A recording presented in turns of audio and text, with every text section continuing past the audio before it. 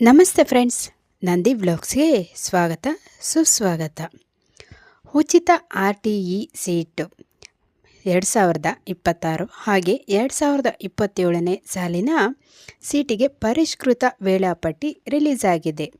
ಯಾವಾಗ ಏನು ಅಂತ ಡೀಟೇಲಾಗಿ ತಿಳಿಸ್ಕೊಡ್ತೀನಿ. ಖಂಡಿತವಾಗ್ಲೂ ವಿಡಿಯೋನಂತೂ ಎಲ್ಲೂ ಸ್ಕಿಪ್ ಮಾಡದೆ ಪೂರ್ತಿಯಾಗಿ ನೋಡಿ. ಪ್ರೈವೇಟ್ ಶಾಲೆಯಲ್ಲಿ ನಿಮ್ಮ ಮಗುವಿಗೆ ಉಚಿತ ಸೀಟು ಬೇಕೇ? RTE ಪ್ರವೇಶಾತಿಯ ಹೊಸ ದಿನಾಂಕ ಪ್ರಕಟಣೆಯಾಗಿದೆ. ಈಗಲೇ ಏನು ದಾಖಲೆ ಬೇಕು ಅಂತ ಎಲ್ಲ ರೆಡಿ ಮಾಡ್ಕೊಳ್ಳಿ. ಖಂಡಿತವಾಗ್ಲೂ ಎಲ್ಲ ತಿಳಿಸ್ಕೊಡ್ತೀನಿ.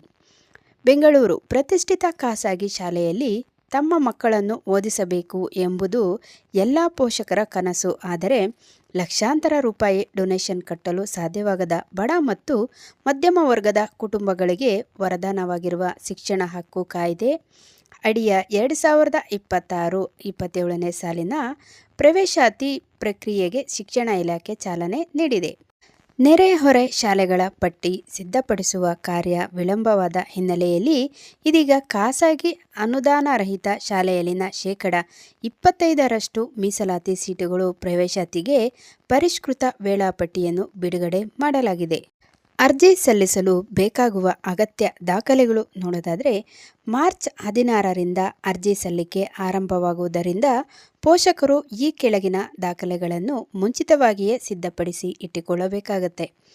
ಮೊದಲನೆಯದು ಮಗುವಿನ ಜನನ ಪ್ರಮಾಣ ಪತ್ರ, ಹಾಗಂದರೆ ಬರ್ತ್ ಸರ್ಟಿಫಿಕೇಟು ಬೇಕಾಗುತ್ತೆ. ವಯಸ್ಸಿನ ದೃಢೀಕರಣಕ್ಕಾಗಿ ಕಡ್ಡಾಯವಾಗಿ ಇರಲೇಬೇಕು. ಹಾಗೆ ಎರಡನೇದು ಆಧಾರ್ ಕಾರ್ಡ್, ಅಂದರೆ ಮಗುವಿನ ಆಧಾರ್ ಕಾರ್ಡ್ ಮತ್ತು ತಂದೆ ತಾಯಿ ಇಬ್ಬರ ಆಧಾರ್ ಕಾರ್ಡು ಇರಬೇಕಾಗತ್ತೆ.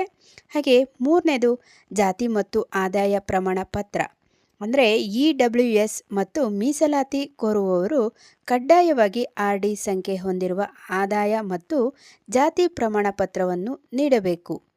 ಇದರಲ್ಲಿ ವಾರ್ಷಿಕ ಆದಾಯ ಸಾಮಾನ್ಯವಾಗಿ 3.5 ಲಕ್ಷದ ಒಳಗಿರಬೇಕು. ಹಾಗೆ ನಾಲ್ಕನೇದು ನೋಡಬೇಕಾದ್ರೆ ವಿಳಾಸದ ಪುರಾವೆ, ಅಂದರೆ ರೇಷನ್ ಕಾರ್ಡ್, ವೋಟರ್ ID ಅಥವಾ ಆಧಾರ್ ಕಾರ್ಡ್ ಇರಬೇಕಾಗುತ್ತೆ. ಹಾಗೆ ಐದನೇದು ಮಗುವಿನ ಭಾವಚಿತ್ರ, ಅಂದರೆ ಫೋಟೋ ಬೇಕಾಗತ್ತೆ.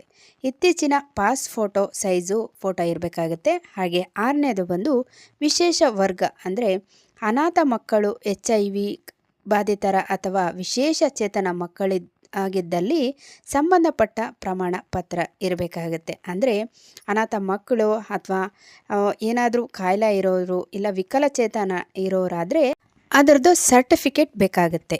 ಹಾಗೆ ಗಮನಿಸಬೇಕಾದ ಪ್ರಮುಖ ನಿಯಮಗಳು ನೋಡೋದಾದರೆ, ವಯೋಮಿತಿ ಕಡ್ಡಾಯ, ಅಂದರೆ LKG ಪ್ರವೇಶಕ್ಕೆ ಮಗುವಿಗೆ 3 ವರ್ಷ 10 ತಿಂಗಳು ತುಂಬಿರಬೇಕು. ಮತ್ತು 1ನೇ ತರಗತಿ ಪ್ರವೇಶಕ್ಕೆ ಮಗುವಿಗೆ 5 ವರ್ಷದಿಂದ 10 ತಿಂಗಳು ತುಂಬಿರಬೇಕು. ಅಂದರೆ 5 ವರ್ಷ 10 ತಿಂಗಳು ಆಗಿರಬೇಕು.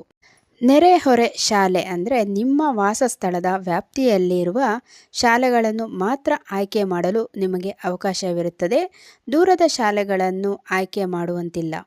ಶಿಕ್ಷಣ ಇಲಾಖೆಯ ಅಧಿಕೃತ ವೆಬ್ಸೈಟ್ ಮೂಲಕ ಮಾರ್ಚ್ 16ರಿಂದ ನೀವು ನೇರವಾಗಿ ಅರ್ಜಿ ಸಲ್ಲಿಸಬಹುದು. ಇನ್ನು ಪೋಷಕರಿಗೆ ಸಲಹೆ ನೀಡೋದಾದರೆ, ಅರ್ಜಿ ಸಲ್ಲಿಕೆ ಆರಂಭವಾಗಲು ಇನ್ನೂ ಕಾಲಾವಕಾಶವಿದೆ. ನಿಮ್ಮ ಮಗುವಿನ ಆಧಾರ್ ಕಾರ್ಡಿನಲ್ಲಿರುವ ಹೆಸರು, ಹುಟ್ಟಿದ ದಿನಾಂಕ ಮತ್ತು ಜನನ ಪ್ರಮಾಣ ಪತ್ರದಲ್ಲಿರುವ ವಿವರಗಳು ಒಂದೇ ರೀತಿ ಇವೆಯೇ ಎಂಬುದನ್ನು ಚೆಕ್ ಮಾಡಿಕೊಳ್ಳಿ. ಹಾಗೆಯೇ ಆದಾಯ ಪ್ರಮಾಣ ಪತ್ರದ ಅವಧಿ ಮುಗಿದಿದ್ದರೆ ತಕ್ಷಣವೇ ನಾಡ ಕಚೇರಿ ಅಥವಾ ಕರ್ನಾಟಕ 1 ಕೇಂದ್ರಕ್ಕೆ ತೆರಳಿ ಹೊಸ ಪ್ರಮಾಣ ಪತ್ರಕ್ಕೆ ಅರ್ಜಿ ಹಾಕಿ ಕೊನೆ ಕ್ಷಣದ ಗಡಿಬಿಡಿ ಮಾಡಬೇಡಿ. ನೋಡಿದ್ರಲ್ಲ, RTE ಉಚಿತ ಸೀಟಿಗೆ ಪರಿಷ್ಕೃತ ವೇಳಾಪಟ್ಟಿ ರಿಲೀಸ್ ಆಗಿದೆ. ಅದು ಮಾರ್ಚ್ 16ರಿಂದ. ಯಾರೆಲ್ಲ ಅವಶ್ಯಕತೆ ಇರೋರು ಖಂಡಿತವಾಗ್ಲೂ ಅರ್ಜಿ ಸಲ್ಲಿಸಿ ನಿಮ್ಮ ಹತ್ತಿರದ ಸ್ಕೂಲ್ಗಳಿಗೆ ಮಕ್ಕಳನ್ನು ಸೇರಿಸಿ ಅಂತ ತಿಳಿಸ್ತಾ, ಇನ್ನೊಂದು ಹೊಸ ವಿಡಿಯೋ ಜೊತೆ ನಿಮ್ಮೊಂದಿಗಿರ್ತೀನಿ. ಅಲ್ಲಿವರೆಗೂ ನಮ್ಮ ನಂದಿ ವ್ಲಾಗ್ಸ್ನ ವೀಕ್ಷಿಸ್ತಾ ಇರಿ. ವೀಕ್ಷಿಸಿದವರೆಲ್ಲರಿಗೂ ಧನ್ಯವಾದಗಳು.